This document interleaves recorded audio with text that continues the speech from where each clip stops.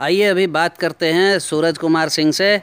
और सूरज कुमार सिंह युवा नेतृत्व दे रहे हैं अभी। पश्चिम बंगाल भारतीय जनता पार्टी एंटली मंडल के अध्यक्ष हैं। ये सूरज जी से बात करते हैं। सूरज जी नमस्कार। आप नमस्कार आज यहाँ पर हिंदुस्तान मोटर्स के दौरे पर आए हुए हैं। आपका अनुभव कैसा रहा? जी। सबसे पहले मैं बता दूं कि मैं ज़रूर भारतीय जनता पार्टी करता हूं, लेकिन आज मैं यहाँ पे भारतीय जनता पार्टी की तरफ से नहीं आया हूँ। जी। आज मैं यहाँ पर आया हूँ एक ह्यूमनिज़म के हिसाब से मैं आया हूँ। और मैं आपको बता देना चाहता हूँ कि मैं 2013 में मैं ऑटोमोबाइल्स में आया। तब मैंने पहली गाड़ी मैंने अपने जीवन की बेची थी, वो एम्बेसडर बेची थी।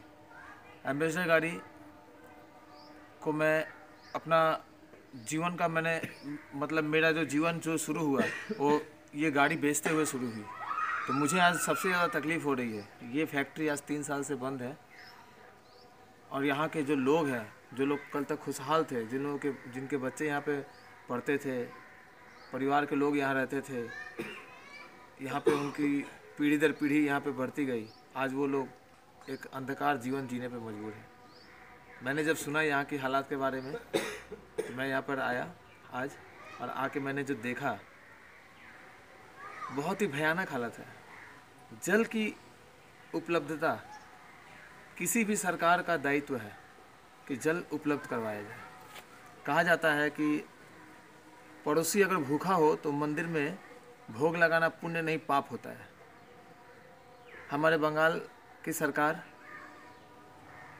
जो हर चीज़ में केंद्र सरकार को घेरने का काम करती है, आज अपने राज्य में इस तरह की परिस्थिति वो ध्यान ही नहीं दे रही हैं। उनको देखना ही नहीं है, वो देखना ही नहीं चाहती हैं कि उनके राज्य में लोग कैसे हालत में रह रहे हैं, बिना पानी के रह रहे हैं। हॉस्पिटल्स बंद है, बिल्डिंग्स को तोड़ा जा रहा है। मैंने सुना है कि ये केस चल रहा है कोर्ट में, और केस चलते वक्त में उस जगह पे किसी भी तरह का कोई भी तोड़ फोड़ या किसी भी तरह का अनऑथराइज काम नहीं हो सकता है। बिना परमिशन के बिल्डिंग तोड़ी जा रही है, ईंट निकाले जा रहे हैं, रड और लोहे निकाले जा रहे हैं, छड़ निकाले जा रहे हैं, वहाँ से लकड़ी निकाली जा रही है और उसका व्यवसाय चल रहा है। Local goons, local mafia, local leaders सब लोग एक्टिव है इस काम में। इसके बाद हम लोग यहाँ के फेमस जो छठ घाट पे गए थे, छठ घाट पे जाके मैंने जो देखा कि वहाँ पे फिशरी चल रही है। कौन चला रहा है वो फिशरी? कौन है वो लोग? क्या यहाँ के जो रह रहे हैं, जो लोग 300 परिवार रह रहे हैं, क्या उनके पास उनके घर पे जा रही है उसके पैसा, उसका आमदनी जा रही है? नहीं जा रही है।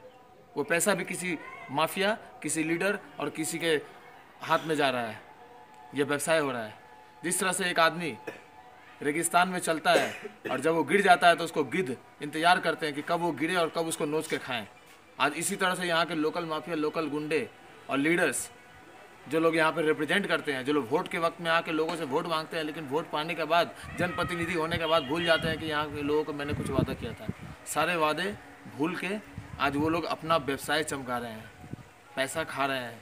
तालाब से, फिशरी से, बिल्डिंग तोड़ के, लकड़ी बेच के, लोहा बेच के, तमाम चीज़ें करके, और ये सब चल रहा है। यहाँ जो लोग रह रहे हैं अपने दम पे रह रहे हैं और बर्दाश्त करके रह रहे हैं। ये बर्दाश्त के बाहर हमारे लिए है। हम देख पा रहे हैं, हम बर्दाश्त नहीं कर पा रहे हैं। अगर हमारा परिवार होता तो वो कैसे सुबह उठ के पानी, मतलब इन लोगों के लिए पानी तक नहीं है। ये सबसे बड़ा प्रॉब्लम की बात है। जल ही जीवन है हम कहते हैं, और जल की उपलब्धता नहीं है। जी जी। सरकार को मानवीय अधिकार, मानवीय मतलब ह्यूमनिज्म के हिसाब से पानी की व्यवस्था यहाँ पे उपलब्ध करानी चाहिए, इलेक्ट्रिसिटी उपलब्ध करानी चाहिए, और जो हॉस्पिटल बंद हो गया उस हॉस्पिटल को चलाना चाहिए। हर चीज़ नियम से नहीं होता है, कुछ चीज़ नियम के बाहर भी जाके करना पड़ता है। मैं मानता हूँ कि यहाँ पे हो सकता है कानूनी कुछ पेचीदगी हो, लेकिन उसके बावजूद भी एक मानविकता के हिसाब से कम सरकार को इसमें पहल करके इन लोगों को हेल्प करना चाहिए था। यहाँ पे बांग्लादेश से आए हुए रिफ्यूजियों के लिए जगह है बंगाल में, लेकिन यहाँ के लोग, जिन लोगों के पास, सबके पास वोटर ID कार्ड और पैन कार्ड है, यहाँ का राशन कार्ड है, उनके लिए, यहाँ के सिटीजन्स के लिए उनका दायित्व नहीं। कारखाना बंद हो सकता है, मानते हैं वो कारखाना बंद हो गया, लेकिन जो लोग रह रहे हैं वो तो यहाँ के बासिंदे हैं। उन्होंने तो वोट दिया था आपको, क्या उनके प्रति इनकी कोई जिम्मेदारी नहीं है सरकार की? जी ये होनी जी चाहिए। जी। एक और प्रश्न सूरज जी आपसे कि पश्चिम बंगाल में हमने देखा कि यहाँ का जो उद्योग जगत है, उद्योगों की हालत खस्ता है। तो एक समय में जब यहाँ पर वाम मोर्चा की सरकार थी, तब ऐसी मान्यता थी या ऐसा हमें देखने को मिला कि वाम मोर्चा जो है वो उद्योग के विरुद्ध थी। फिर बाद में उन्होंने टाटा की फैक्ट्री यहाँ पे सिंगूर में, हुगली ज़िले में ही जो है, वहाँ सिंगूर में फैक्ट्री लगाने के लिए पहल तो की थी, लेकिन उसको ठीक तरीके से वो मैनेज नहीं कर पाए और इससे एक बहुत बड़ा आंदोलन हो गया और वो फिर टाटा की फैक्ट्री जो है वो यहाँ पर बंद हो गई और यहाँ से गुजरात के सानंद में जाकर उन्हें फैक्ट्री लगानी पड़ी। तो आज क्योंकि आप युवा भी हैं, तो मैं, ये एक युवा का विषय भी है कि जो रोज़गार है, तो इस विषय में आप क्या कहना चाहेंगे कि अभी की जो मौजूदा सरकार है वो उद्योग के लिए कुछ कर रही है? मैं आपकी बात समझ गया। देखिए, जब कांग्रेस के वक्त में जब राजीव गांधी ने कंप्यूटर को जब यहाँ पे भारत में लाना चाहा, तब यही वामपंथी पार्टियों ने विरोध किया था। कोई भी पार्टी पूरी तरह से गलत या पूरी तरह से सही नहीं हो सकती, या कोई भी व्यक्ति। राजीव गांधी ने एक अच्छा काम किया था, उन्होंने कंप्यूटर को लाया था यहाँ, लेकिन उसका विरोध यही वामपंथी पार्टियों ने किया था। जब यहाँ पे वामपंथी पार्टियों ने अंग्रेजी पे पाबंदी लगा दी थी, तब इनको ही हम लोगों ने कटघरे में खड़ा किया था, और ये भूल इन्होंने फिर ठीक किया बाद में। वामपंथी पार्टियों की आदत है, ये ऐतिहासिक गलती करते रहते हैं और उसको फिर बाद में स्वीकार करते हैं। इनकी ऐतिहासिक गलतियों का परिणाम ये नहीं, बल्कि हमारे आम पब्लिकों ने भुगता है, आम जनता ने भुगता है। इनकी ऐतिहासिक गलतियाँ, इन गलतियों पे गलतियाँ ये करते रहते हैं और उनका परिणाम हम लोग भुगतते हैं। और आज के डेट में जो सरकार चल रही है, ये सरकार पूरी तरह से कॉपी पेस्ट की हुई सरकार है। पूरी तरह से विचार और सारा थिंकिंग, हर चीज़ वही है। क्लब की राजनीति, यहाँ पे क्लब की राजनीति चलती है। लोकल दुकानदार से, लोकल प्रमोटिंग से, हर जगह से, क्लब से हमारा बस चले तो हम सबसे पहले, अगर भाजपा की सरकार आए बंगाल में, तो सबसे पहले क्लब को तोड़ के हटा देना चाहिए, क्योंकि क्लब से ही सारा चल रहा है। एक कार्यालय काफ़ी है एक क्षेत्र में काम करने के लिए, इतने सारे कार्यालय की आवश्यकता नहीं है। ये गुंडागर्दी करने के लिए सीपीएम सरकार क्लब के भीतर राजनीति करती थी, और ये तृणमूल कांग्रेस की सरकार क्लब के बाहर निकल के लोगों को दहशत बनाने के लिए रोड पे बैठती है चेयर लगा के, और गुंडागर्दी करने के लिए वहाँ पे दहशत बनाने के लिए करती है जी। खैर, हम लोग विषय से दूसरी तरफ चले गए। हिंद मोटर की जो समस्या है, इस पर मैं सब लोगों का हाथ जोड़ कर निवेदन करना चाहता हूँ कि ये बंगाल की समस्या है, हमारे बंगाल के लोगों की समस्या है, और ये मानव इंसानियत के नाते सब लोग इसमें जुड़ें और सब लोग अपने अपने तरह से और राय दें कि और क्या करने से इसको बेहतर हो। शासन प्रशासन पे इसके ऊपर दबाव बनाया जाए कि क्यों नहीं उन लोगों के जीवन में हम लोग फिर से पानी, जल और उस तरह की व्यवस्था करें।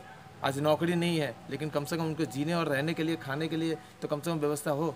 यही मेरा अनुरोध है। नमस्कार जी। बहुत अच्छा सूरज जी, आपने बड़ी अच्छी बात कही कि यहाँ जो वर्तमान की सरकार जो है वो कुछ नहीं, बल्कि जो है वाम मोर्चा की ही कॉपी पेस्ट की हुई सरकार है और उन्हीं की नीतियों और आदर्शों पर चल रही है ये सरकार।